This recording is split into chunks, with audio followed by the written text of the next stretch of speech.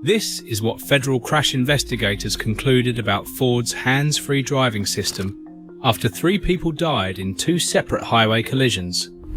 On March 31st of 2026, the National Transportation Safety Board voted on the probable causes of both crashes, approved 20 findings unanimously, and sent formal recommendations to Ford, to the National Highway Traffic Safety Administration, and to the United States Department of Transportation. Before we go any further, one piece of terminology matters more here than anywhere else in this story.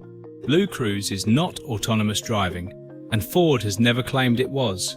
Federal investigators classify it as partial driving automation, which means the car handles steering, acceleration and braking on pre-mapped highways, while a camera watches the driver, and the driver stays responsible for everything the system fails to handle. That distinction sits at the center of the entire investigation, because the NTSB concluded that drivers treating the system as something more than it is contributed directly to both fatal crashes. Ford introduced BlueCruise in 2021, and the Mustang Mach-E was among the first vehicles to carry it. The system runs on 97% of highways in the United States and Canada that have no intersections and no traffic signals. And Ford has reported more than 500 million miles of highway travel, using it across 17 countries. By 2025, Ford told regulators that over 2.5 million of its Ford and Lincoln vehicles carried partial automation systems, though the majority of those used the hands-on version, lane centering assist, rather than the full hands-free BlueCruise. Both of these systems share the same underlying adaptive cruise control, and that shared component is where this story actually begins. The San Antonio crash. Just before 10 o'clock on the night of February 24th, 2024, a 2022 Mustang Mach-E was traveling east in the center lane of Interstate 10 through San Antonio, with BlueCruise engaged. Sitting stationary in that same lane was a 1999 Honda CR-V. The Mach-E struck it at highway speed, and the driver of the Honda was killed. The Ford's driver walked away with minor injuries. Here's the part that made federal investigators take a hard look. When they pulled the data, there was no braking recorded from the driver, and there was no braking recorded from the system either. No steering input, no evasive maneuver, nothing. The car and the person inside it both did the same thing in the seconds before impact, which was nothing at all. The NTSB determined the probable cause was the driver's failure to respond to the stationary vehicle ahead due to distraction likely coming from the in-vehicle navigation system, stemming from over-reliance on the hands-free partial automation system. The board's language was pointed on one specific detail. The driver had adequate opportunity to identify the hazard and initiate an evasive maneuver, and did not. Philadelphia, 7 days later. Then came March 3rd, 2024, in the pre-dawn dark on Interstate 95 through Philadelphia. Another 2022 Mustang Mach-E, another BlueCruise engagement, northbound in the left lane through a work zone. Ahead of it sat 2 stopped vehicles, a 2012 Hyundai Elantra and a 2006 Toyota Prius. The Mach-E hit both of them, and the force of that impact pushed them into a passing Toyota Corolla. 2 more people died, the drivers of the Elantra and the Prius. The Corolla's driver was uninjured, and once again the driver of the Ford came out with minor injuries. The event data told the same story as San Antonio. No braking from the driver, no braking from the system, no steering, nothing. What differed in Philadelphia was the driver's condition. The NTSB found that the driver failed to respond because of impairment from alcohol, distraction that likely came from cell phone use, and speeding, and all of that, the board said, stemming from over-reliance on the system. Ford would later point to this specific finding in its public response, and we'll come back to that. 3 deaths across 2 crashes, both at night, both above 70 miles an hour, both on controlled access highways, and both involving a car that was already stopped in a live travel lane. These were the first known fatalities from crashes involving BlueCruise, the design decision nobody talks about. Here's where the story stops being about two drivers and starts being about engineering. When NTSB dug into the adaptive cruise control that BlueCruise depends on, investigators found that Ford had programmed it to inhibit any response to reported stationary objects once the vehicle's approach speed reaches or exceeds 62 miles per hour. Read that again because it's the whole ballgame.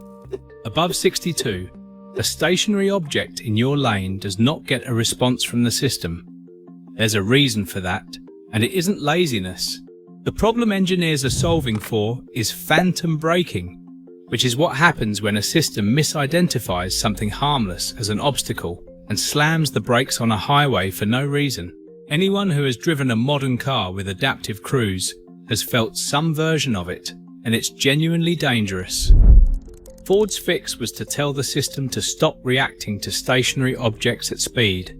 The trade-off is what killed 3 people.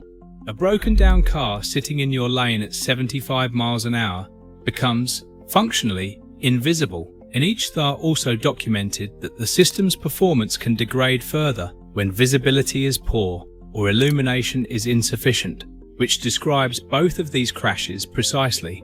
Both happened in the dark, and the agency noted the system can produce false alarms for objects at long distances, which is the same detection problem showing up from the opposite direction. What the paperwork trail shows. Federal scrutiny started on April 25, 2024, when NHTSA's Office of Defects Investigation opened Preliminary Evaluation PE 24012 after being notified of the 2 fatal collisions. An information request went to Ford that June asking for crash details, non-crash reports, and technical specifications on BlueCruise and Ford's other driver assist systems. The preliminary work turned up 4 additional frontal collisions where a Ford struck a stopped or slow-moving lead vehicle or a stationary object in a travel lane, and 2 of those also involved BlueCruise-equipped Mackeys. On January 17, 2025, NHTSA upgraded the investigation to an engineering analysis, filed as EA25001. That upgrade matters procedurally because an engineering analysis is a required step before the agency can ask a manufacturer to issue a recall. The investigation now covered 129,222 Mustang Mach-E vehicles from model years 2021 through 2024, and the numbers behind it were striking: 32 crashes and 2,004 non-crash reports tied to the technology. Those non-crash reports are worth sitting with. NHTSA described a trend in them where the adaptive cruise control failed to detect or respond to a stopped or slow-moving vehicle ahead, and consumers described the absence of deceleration as unexpected, requiring harsh manual braking or intervention from pre-collision assist to avoid hitting the car in front. 2,000 people, roughly, reporting some version of the same near miss. NHTSA stated its purpose plainly in opening the analysis: to further investigate the system limitations and to evaluate drivers' ability to respond to scenarios that exceed those limitations. Its conclusion from the data was equally plain: that system limitations relating to detecting stationary vehicles at highway speeds and in nighttime conditions appear to be factors in the collisions under investigation. A second information request went to Ford on June 18, 2025, addressed to Tom Single in Ford's Automotive Safety Office in Dearborn, and it was the first request issued at the engineering analysis stage. That letter widened the definition of subject vehicles to include model year 2025 Mach-Es, March 31, 2026. The NTSB called a public board meeting for the last day of March 2026, and it ran about 3 hours. Board members reviewed both investigations, voted on probable causes, and approved 20 findings without dissent. The core conclusion was that drivers' over-reliance on the automated system contributed to both crashes. But the board did not stop at driver behavior, and this is where Ford came in for direct criticism. Investigators found Ford's driver monitoring system did not effectively mitigate visual distraction and driver disengagement. The system allowed off-road glances to go unnoticed. Most damning, It could not distinguish between a driver paying attention to the road and a driver looking at something blocking their view of it. Put in practical terms, the camera watching you cannot reliably tell the difference between your eyes on the highway and your eyes on a phone held up in front of your face. Two specific configuration issues drew separate criticism. Drivers can disable Ford's automatic emergency braking while hands-free BlueCruise is active, which means the last resort safety net can be switched off during the exact mode where you're least likely to be watching. And drivers can set the intelligent adaptive cruise control to run up to 20 miles per hour above the posted speed limit, which the NTSB said reduces the protective benefit of speed assist systems and increases the risk of serious harm in a crash. The board also reached a conclusion that ought to concern anyone waiting on a software update to solve this. It determined that even an updated version of BlueCruise would not have changed either outcome. Beyond Ford, the NTSB pointed at the regulatory vacuum. There is no federal requirement that partial automation systems record data during a crash, which makes investigating these collisions harder than it should be. And there is a general absence of federal guidance and performance standards for this entire category of technology. NTSB Chair Jennifer Hamendi summarized the board's position in a single line. We cannot take a hands-off approach to hands-free driving technology. Lives depend on it. The 4 recommendations. The board sent recommendations to the Department of Transportation, to NHTSA, and to Ford directly, and they break down into 4 asks. First, stronger federal guidelines and performance standards for the safety features of partial automation systems. Second, requirements for crash data recording and automatic crash notification. Third, improved driver monitoring systems capable of actually detecting distraction. And fourth, changes to Ford's BlueCruise specifically, aimed at reducing excessive speeding and improving driver attention. Ford's response to Reuters confirmed the findings and said the recommendations would be under serious consideration as the company continues to evolve its driver assist technologies and encourage responsible road behavior. The automaker also pointed out publicly that one of the 2 drivers involved was impaired by alcohol. That's not a throwaway line, and it deserves fair treatment. The probable cause in Philadelphia does include alcohol impairment, cell phone distraction, and speeding.